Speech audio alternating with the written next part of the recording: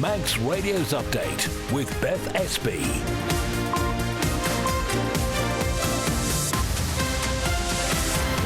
Good evening. It is Tuesday. How are you? Welcome to your latest news roundup. All you need to know in under 30 minutes, including as the assisted dying bill returned to the House of Keys today.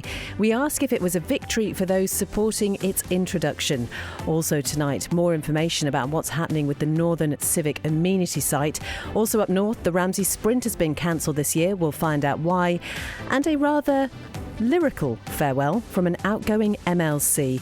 We'll also keep an eye on the traffic and travel as well. And as ever, you are more than welcome to get in touch. You can email studio@manxradio.com or you can text the studio. It is 166 177.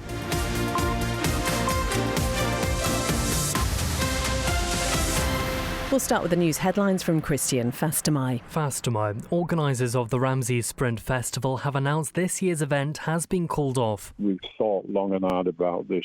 So it's a big blow. It's not past its sell-by date by any stretch of the imagination. In a statement, they say the event has become more difficult to stage each year. It's hoped it can go ahead next year, though.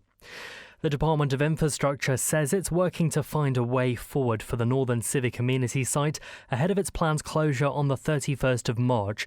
Ramsey commissioners confirmed earlier today that the facility would shut to the public due to funding issues after Bride withdrew its financial support. The Health Minister has revealed there's no provision made as yet for an assisted dying service. The private member's bill is currently going through the due legislative process and therefore it would not be appropriate for the Department to use its resources on a bill that has not yet been approved. It comes on the same day that the House of Keys made a number of amendments which saw the legislation passed back to the Legislative Council for consideration. And an artificial intelligence consultancy firm believes the biggest challenge facing the Isle of Man is a lack of understanding about how to explore AI's potential. Lima Logic says it's not necessarily a lack of awareness, but rather uncertainty about what AI is capable of. In the latest international news now, and a charity says cutting foreign aid spending in favour of defence is a devastating decision that'll cost lives. Russia and China want to exert their influence, and by cutting aid, we are kind of opening the field to those authoritarian regimes. Sir Keir Starmer has announced that money for the armed forces is increasing to 2.5% of GDP by 2027. The BBC says it's sorry for missing opportunities which could have led to action following allegations of misogyny and bullying by the former Radio 1 presenter Tim Westwood. He's denied any wrongdoing. And the Queen has adopted a new rescue dog named Molly, who's just 8 weeks old. Her Royal Highness describes the pup's breed as a mix of everything. Those are the up-to-date news headlines, next at 6. Sounds perfect. Thank you very much indeed, Christian. Now the weather brought to you by Manx Glass and Glazing. A few showers around this evening and at first tonight. Then they will become more frequent by the end of the night, sometimes heavy. Mainly moderate westerly winds backing south. Minimum overnight temperatures just 3 degrees. Overnight, those rain and showers will clear. That'll be very early tomorrow. Then sunny intervals developing, as well as the risk of further showers at times. Fresh to strong westerly winds and top temperatures tomorrow around 7. And just looking ahead to Thursday, it looks pretty good on Thursday. Fine and dry with lengthy sunny spells. Around 9 degrees will be the top temperature. Sunset this evening will be at 5:47. Sunrise tomorrow morning, 7:15. Manx Glass and Glazing can supply and install single, double and triple glazing. Call 674 573 or visit the showroom on the Snugborough Trading Estate. If you run a small business or just need more room in the back, Philshaw Vehicles has the perfect van or light commercial for all your needs and can sort out any finance. Based in the Tremode Estate, view philshawvehicles.im or call 49 51 49. A great night's sleep got even better with Zed's Bedding Store. From quality Beldorm bed linen and mattress protectors, fleece and woven throws to luxury duvets from the fine bedding company. Zed's Bedding Ramsey, next to Isle of Man Bank. SMS Trading. New and second-hand furniture from flat pack to fully built. See our range at 3 St Paul Square, Ramsey. All-island delivery and man-in-a-van service available. Call SMS Trading on 315151 or find SMS Trading on Facebook. The exclusive Karcher store is open with thousands of products, accessories and parts in stock. For Karcher sales and service, Hersham Electrical, Shipyard Industrial Estate, Ramsey. You're listening to Update here on Manx Radio FM. It's coming up to 5 past 5. Just a warning now that this story we're going to bring you contains information you may find distressing and possibly not one for children to listen to. It concerns the sentencing of a restaurant worker who has been jailed after sexually assaulting a teenage girl in Douglas city centre. Our news editor Tessa Hawley is with me now. And Tessa, you were in court for this case. What can you tell us? So at the Court of General Jail Delivery yesterday, Mohammed Haroon Jabbar was sentenced to 6 years and 8 months in custody. The 43-year-old, who previously lived on Duke Street in Douglas, had pleaded guilty to committing 4 sexual offences against the teenager, who was 13. He followed her through the streets of the city on the 28th of July last year after seeing her from the establishment he was working at just after 11:30 in the evening. Now, I understand the teenager was described in court as being extremely vulnerable. What did you learn, Tessa, about how she'd come to be in Douglas on her own at that time of night? So we know that she was intoxicated and had run away from home on the evening in question, and that she wasn't wearing any shoes.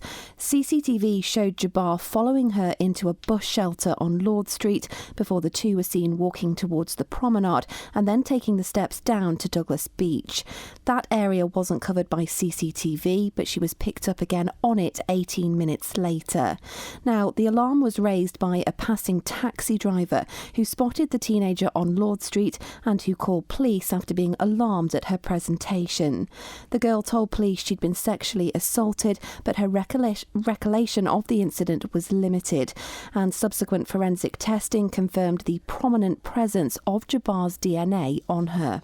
So the impact of this ordeal just can't be understated for both the teenager and her family. What have they said? So 2 powerful victim impact statements were read to the court during sentencing, one from the teen and one from her mother. The girl described how her life had been forever changed by the attack, saying Jabbar had taken away her innocence.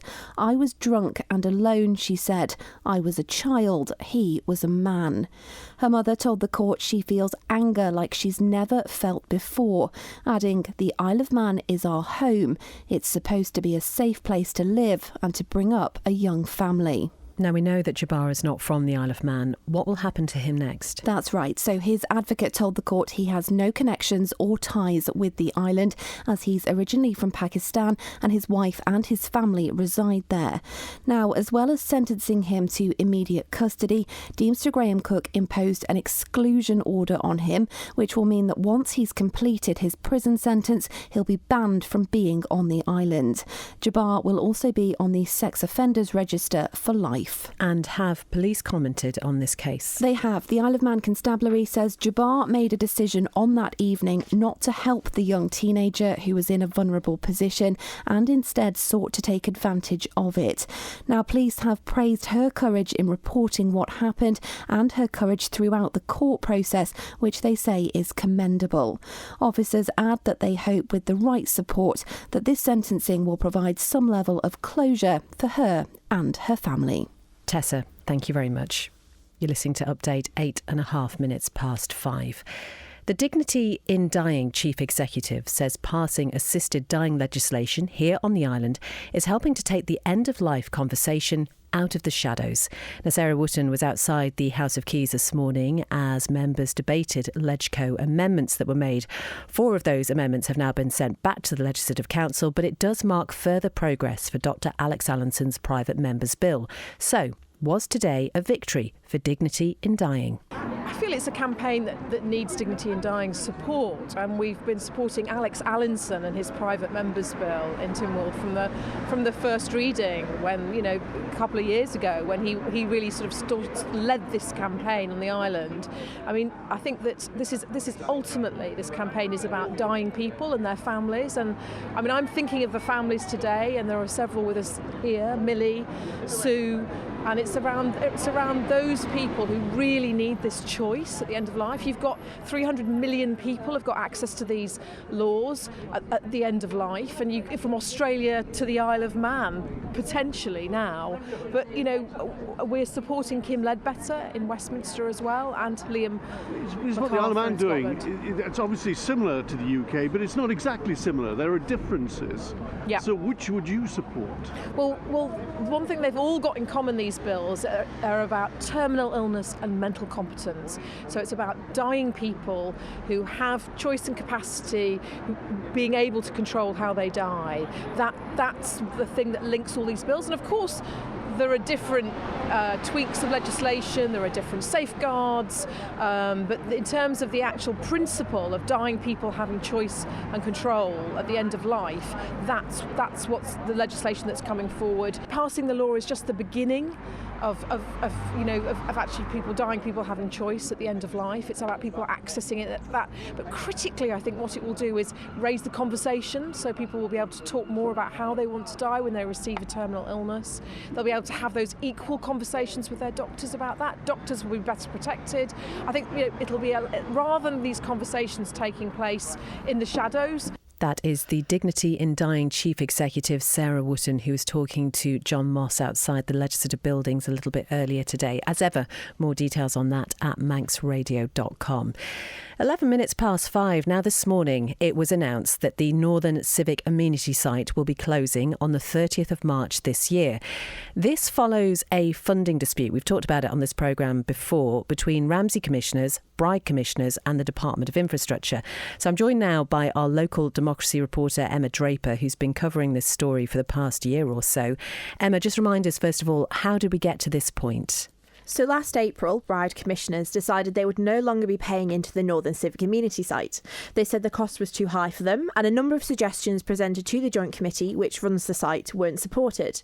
Each local authority represented on the committee pays a cost based on the rateable value of the area.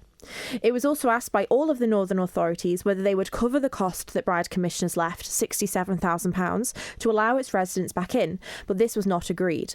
The Department of Infrastructure was also asked if they'd cover the funding gap, but it declined. So as of now, the site will be closed on the 30th of March and handed back to the Department of Infrastructure as they own the site. Now, Emma, for those of us who may not be as well versed in local authority boards, would you just be able to explain how the committee works and why it's separate from Ramsey Commissioners? OK, so the Northern Civic Amenity Site Joint Committee is made up of one member of each local authority from the north. Ramsey, Lazaire, Derby, Andreas, Ballaugh and Macclesfield will choose one member of the board to sit on the Joint Committee, and they make the decisions for the CA site in that way. Bride did have a representative, but after they decided they wouldn't be paying into it, they left the Joint Committee. As most people will remember, the Department of Infrastructure used to run the sites, but these were handed over to the local authorities a few years ago. Ramsey Commissioners, as the largest local authority in the north, operates the site and uses their staff and officers to manage it. But the DOI still own the site and lease it to the Commissioners. So then where does Bride sit in this, and the DOI as well? So Bride Commissioners have said numerous times that since leaving they won't be commenting any further. But the Department of Infrastructure have said it's supporting the Northern Civic Amenity Site Committee and is working to establish how the facility may continue to operate beyond March 2025. It added that it's not possible to confirm at this stage whether the NCAS will remain in use for the upcoming financial year. However, it said the positive discussions are taking place to find a way forward which serves the north of the island. So I guess the big question is, what happens next? Well, at the moment, the site will remain open until the end of March, and after that, residents will not be able to use it. Ramsey Commissioners have said it's to allow the winding down of services to the DOI, and the local authority is asking residents to plan for the closure by disposing of big items now before the site is closed by the Joint Committee. OK, Emma, thank you very much. Well, you have been talking to the chair of Ramsey Commissioners, who says ideas for keeping the Northern Civic Amenity Site open have been thrashed out for nearly 9 months. It has been confirmed that because of this, there may be staff redundancies as a result of that site closing at the end of next month. But the local authority is committed to looking after those who are directly affected by the situation. Rob Cowell says there needs to be stronger legislation. Not an easy decision. This has been something that's been going on for quite a long time. This is not a easy decision, like I say. We made the decision on the back of every effort being made to try and keep the site open. we are out of options. We have a massive hole in the finances, and without that finance hole being plugged, we have no other option. We cannot run a site in a deficit. So how do you carry on? There's only one thing to do, and unfortunately that is to give notice. There's also, as you can imagine, a lot of comments on social media asking about rates, rate rebates, refunds, etc. Will anything change in regards to this? Okay, so I would absolutely love to give you all a rate rebate. Truth of the matter is that being prudent, what we've done is we've actually budgeted to run the site for next year, knowing that potentially it wouldn't be us running that site, but it will be somebody. So it's budgeted for. The money's there to pay for the next following year. The budget is set for that site to operate. Is this an attempt by the Northern Civic Amenity Site to say it's going to close, to force the hand of the DOI and the government in general to try and resolve the problem? Yeah. Simple as that. We as a committee sit there and we thrash out every conceivable option, and we just cannot get to a resolution that's acceptable. We're looking for legislation, and we're looking for accountability, and we're looking for direction. We really are in a position of goodwill, frankly, and the goodwill around that table is running out. That is Chair of Ramsey Commissioners Rob Cowell talking to Emma, our LDR reporter there. More on this tomorrow, but you can find the story in full already at manxradio.com. Manx Radio Travel, driven by Quayside Tyres and Service Centre. So as far as we're aware, according to police pages, all okay. So hopefully just the usual roadworks. I know it's been really busy around the sort of Santon area with those roadworks there. But if you spot anything when you're out and about, do let us know. 166 177 or studio@manxradio.com. Lovely evening for a travel. All looking okay down at the airport. And the Manxman is due into Douglas Harbour at around 10 to 6, heading out again to Heysham at 7:15. Ask how you can spread the cost interest-free at Quayside. It's 5:16. The Chief Minister says government would support the island's Attorney General should he decide to open a new inquest into the deaths at Summerland, but no request to do so as yet has been submitted. In August 1973, 50 people died when the leisure centre on Douglas Promenade caught fire. At a subsequent inquest, their deaths were recorded as being as a result of misadventure. Lewis Foster reports. Last year, families of the victims instructed a law firm to try and overturn that verdict. It's quite a distressing verdict, really. I mean, in the early years, we didn't have time. We didn't have headspace to process that. You can't imagine what we were dealing with injury and loss and unbearable grief, and there was no time to have any headspace to deal with that. So it was in later years that the enormity of that injustice began to sink in. That was Jackie Hallam speaking to Manx Radio last year. Jackie lost her mum and best friend in the Summerland fire. She herself was badly burnt.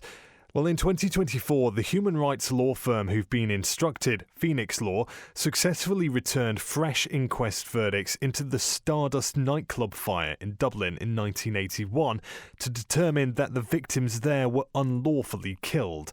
Douglas East MHK Joni Farragher, who put forward a question to the Chief Minister in the House of Keys today on this, said there were similarities between the two cases. Alfred Cannon confirmed today that the Coroner of Inquests Act allows the Attorney General to direct the coroner to hold an inquest even where there has previously been an inquest held. But despite a letter of intent being sent to the AG's chambers in May of last year, Alfred Cannon said the matter is yet to go any further. Within that letter, it was stated that we intend to make a substantive application pursuant to Section 6(1)(c) of the Coroners of Inquest Act 1987 in the coming weeks. The Attorney General has confirmed to me that to date he has not received an application to hold a new inquest into the Summerland fire. That was the Chief Minister there talking about no inquest yet being submitted for the Summerland fire. 5:18. Well, the Ramsey Sprint Festival, which takes place in the north of the island during TT, has been cancelled for this year.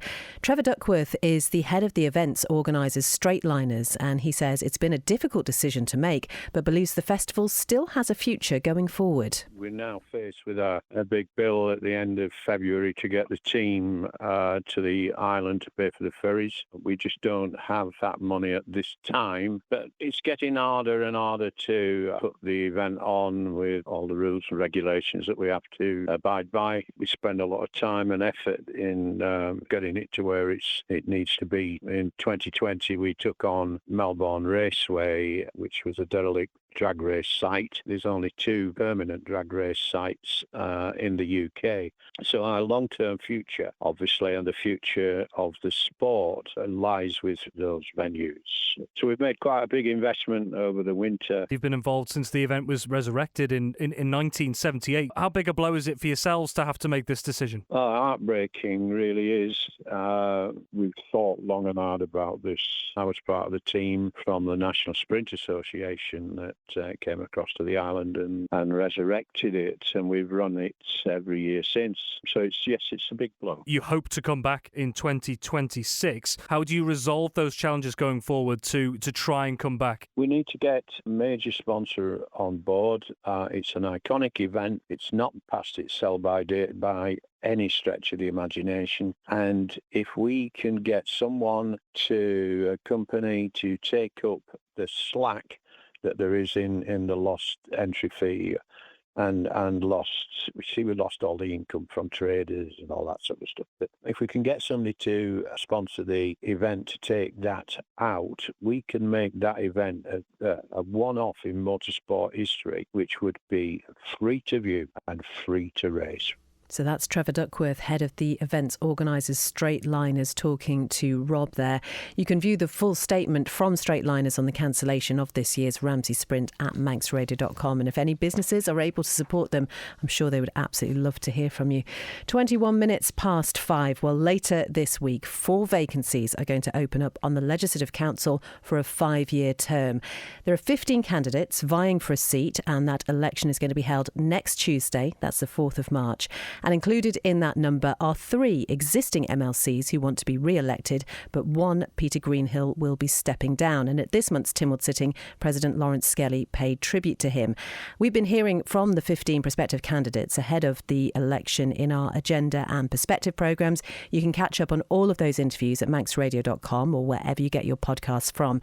We also have shared the hustings event that took place yesterday in the legislative buildings. They were recorded and they are on the Tynwald YouTube channel, but you can find a link to that at manxradio.com on our Facebook page. But after a single term and by his own choosing, Mr Greenhill today took his leave of Legislative Council, but he did it in quite a unique way, a lyrical way. Here's part of it. And now my end is near, and so this was my final sitting. My friends, I'll say it clear. I'll state my case on why I'm quitting. I've served 1 term, that's all, through Tynwald and Legco days, but I must tell you this, I did it my way. Key jobs, I've had a few. In fact, there's some I'd like to mention, DFE and MNH. These 2 had my full attention. My business skills were used, of course, when I was Vice Chair MUA, to bring about the wind of change, blades in the airwaves. There are some times, as you all knew, that I led bills through Legco too, but through it all there was no doubt I'd listen first and then speak out. I faced it all to serve you all and did it my way. I've slept through question time and had my fill when filibustered, and now, as days subside, I'm just not as keen as mustard. To think I did all that, and as you will say, not in a shy way, oh no, not me, but now I'll go away. The Isle of Man, what has it got? We all know it's got a lot.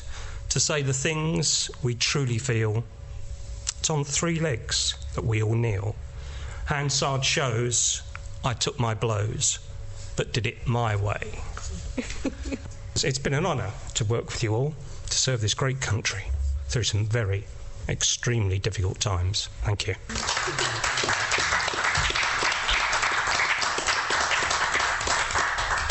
Well, that was now former MLC Peter Greenhill in Legislative Council this morning, just giving a farewell speech. I really don't think I can remember anybody in recent memory who's done it quite that way. It's always nice to leave a mark, I guess, and certainly amused one of his former fellow MLCs there. It is 24 minutes past 5. Time for the sport now with Rob. Good evening. Faster, my Beth. Starting off tonight with cricket. Peel and St John's Cricket Club has now finished its first ever group stage campaign in the European Cricket League. There were 2 more games today for the Manx side as they registered a win and a defeat at Cartama Oval in Spain. Well, this morning they took on French side Dro, who set a target of 134 for 6 off the full 10 overs. Peel and St John's could only manage 79 for 8 in response. However, the Islanders responded well in their 4th and final group stage outing, beating Serbian outfit Stari Grad by 8 wickets.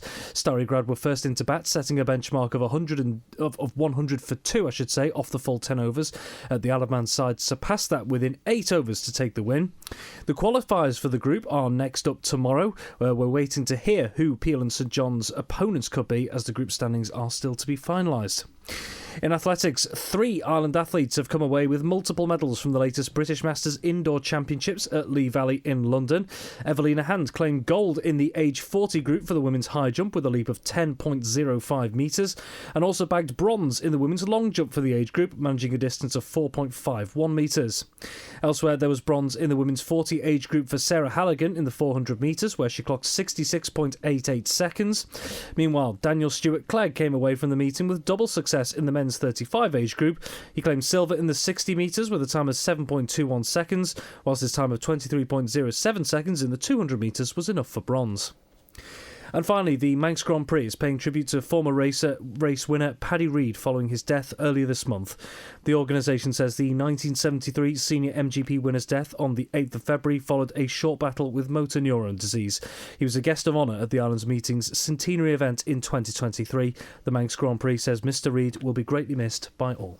Thank you very much indeed, Rob. Well, that is pretty much all from Update this evening. As ever, thank you very much indeed for your company. You can find out more about all tonight's top stories at manxradio.com. Coming up next, though, it's the return of Countryside with Simon and Kiri. Lots in the programme, but they will be talking to major Manx veg grower Stuart Allenson about making good progress supplying local veg to a supermarket chain. And also the Dean of St Germans Cathedral, Nigel Godfrey, talks about how many visitors they've had so far there to see the moon. I went down to see it for the first time last night. It really is an incredible space. It's such a perfect venue for the moon. If you haven't been to see it yet, do make the trip out west. You can also see the fantastic renovation, some real vision there has been in that renovation of Peel Cathedral. The moon is there until Sunday. That is March the 2nd. After Countryside at 6 p.m, Chris Kinley will be here with Greatest Hits. At 9, it's the Folk Show with John Barker, and Dave Moore will be rounding off your Tuesday with After Hours from 10 p.m. Have a lovely evening. Hope you enjoy some of that sunshine, and we'll talk to you again tomorrow.